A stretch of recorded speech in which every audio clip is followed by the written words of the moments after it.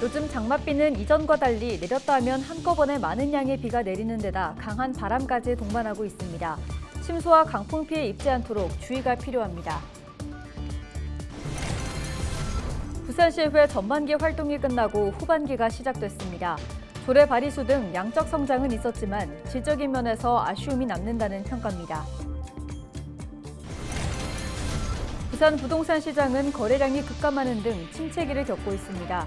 서울과 수도권 지역 중심으로 부동산 시장이 들썩이면서 부산도 활력을 되찾을지 기대가 커지고 있습니다.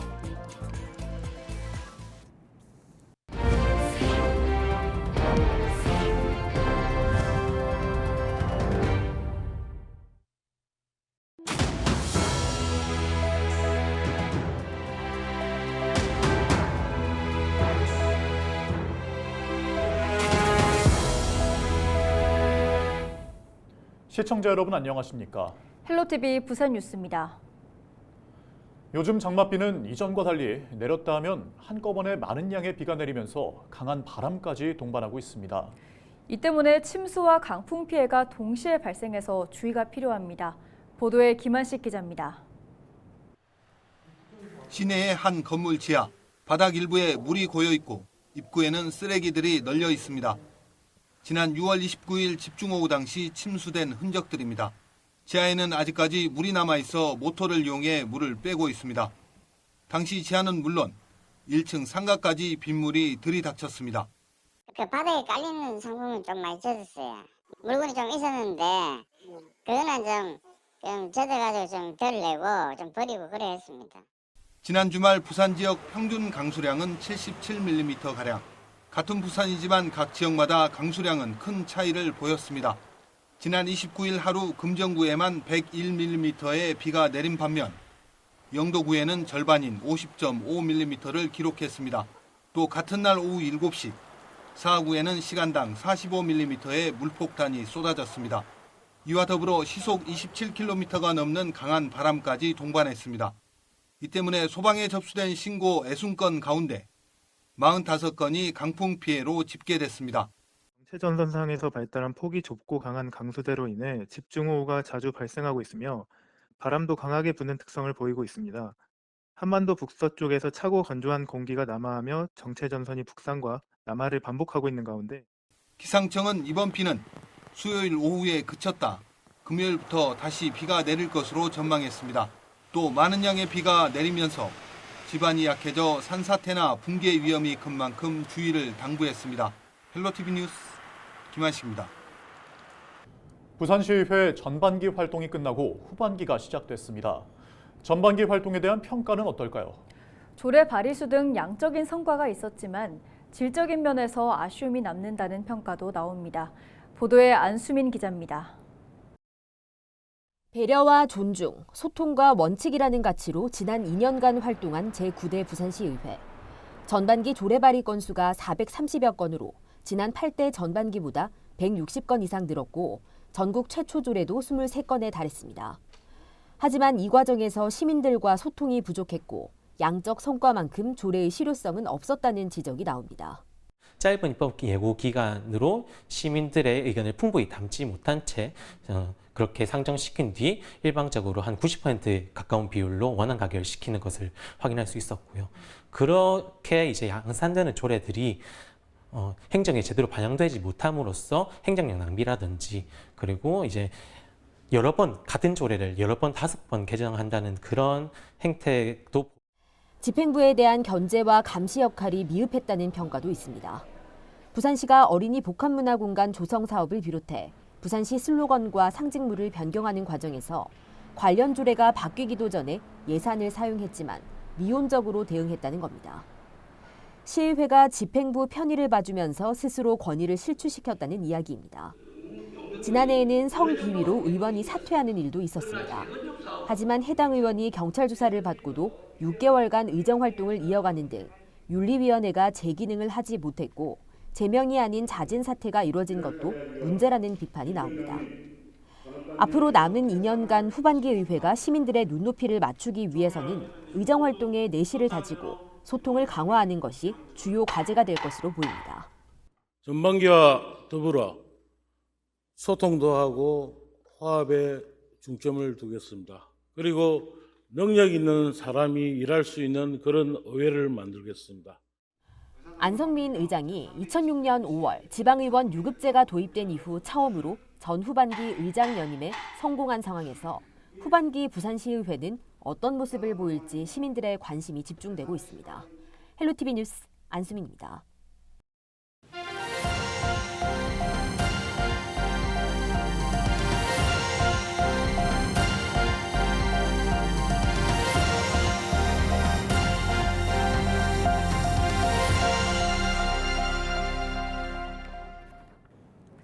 부산 부동산 시장은 거래량이 급감하는 등 침체기를 겪고 있는데요.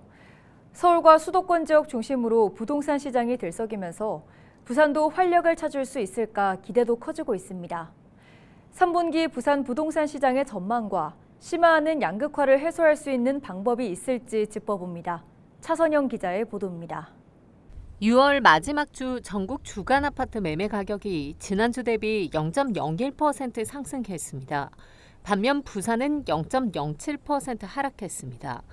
부산 주간 아파트 매매 가격 동향을 보면 5월 하락폭이 줄어들다 6월 들어 다시 하락폭이 커진 건데 6월 1주 마이너스 0.09%, 6월 2주 마이너스 0.08%, 6월 3주 마이너스 0.07%를 기록했습니다. 지역별로는 연제구가 마이너스 0.23%로 가장 아파트 가격이 많이 내렸고 해운대구 마이너스 0.18%, 중구 마이너스 0.08%로 뒤를 이었습니다. 지난 5월 부산 지역 준공 후 미분양 주택도 크게 늘었습니다. 공사가 끝난 뒤에도 분양되지 못한 아파트가 1,380가구로 전국에서 네 번째로 많았습니다. 전달인 4월 1,152가구보다 13.5% 증가했습니다.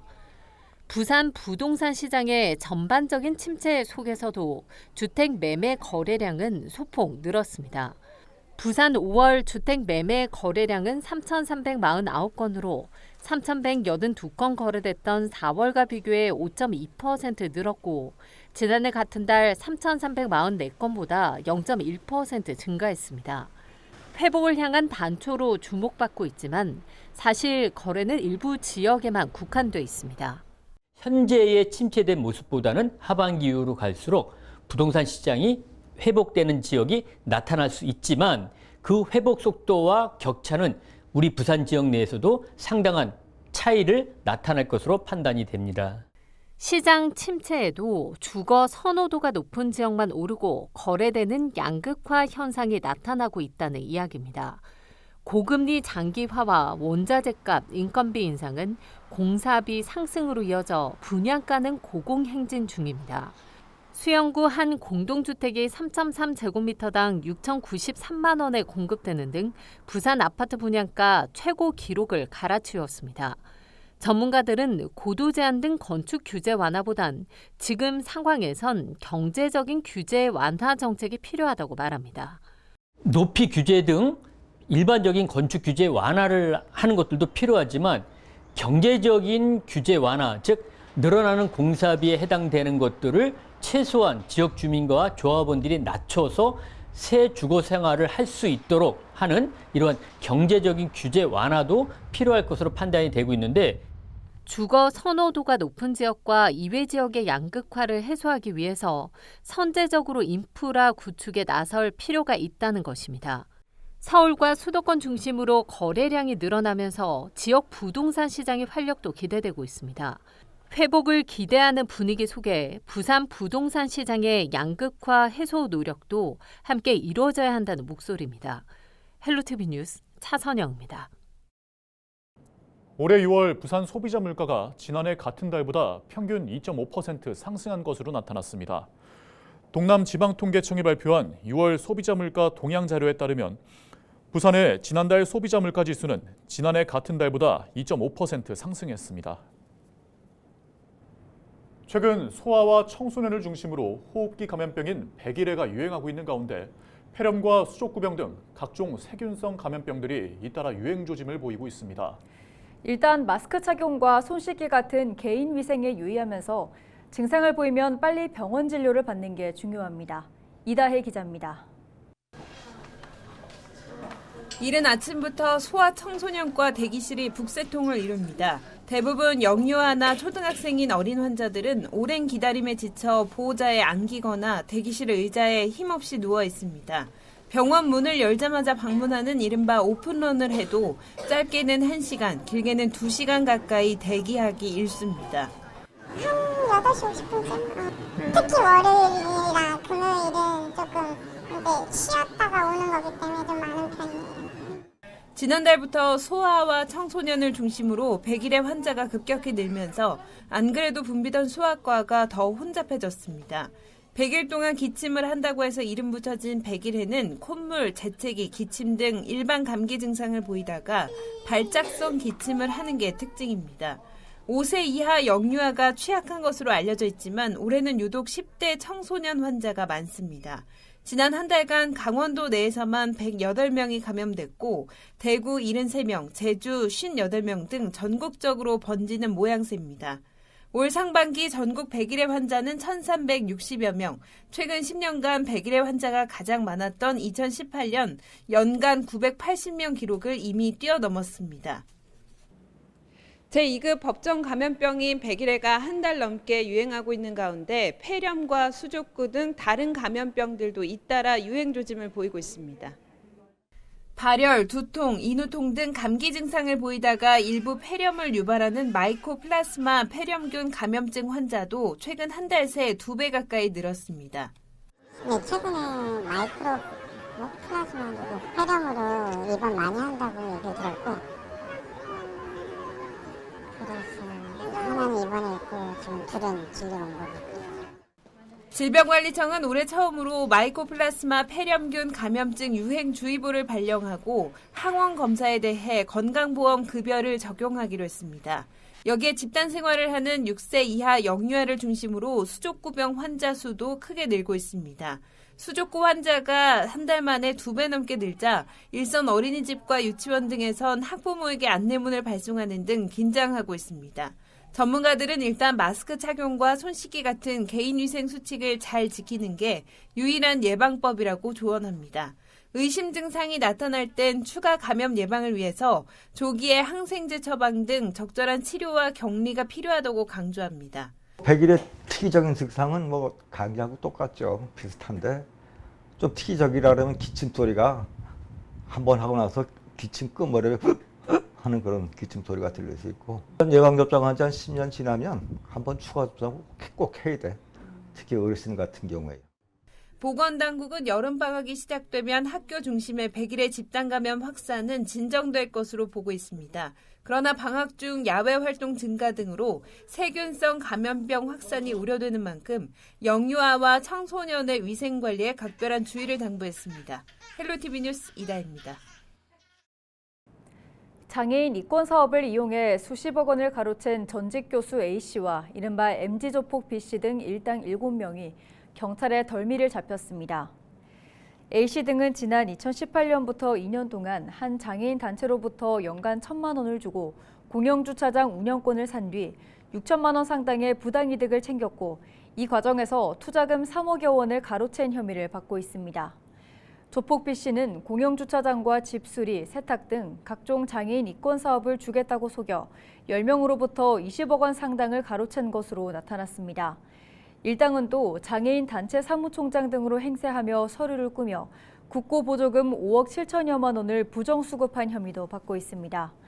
경찰은 지난해 12월 첩보를 입수해 수사에 착수했고 전 교수 A씨 등 2명을 구속하고 5명을 불구속 입건했습니다. 통영해양경찰서는 2일 경남 서부 앞바다에 풍랑 예비특보가 발효됨에 따라 기상특보 해제 시까지 위험예보제 관심 단계를 발령합니다.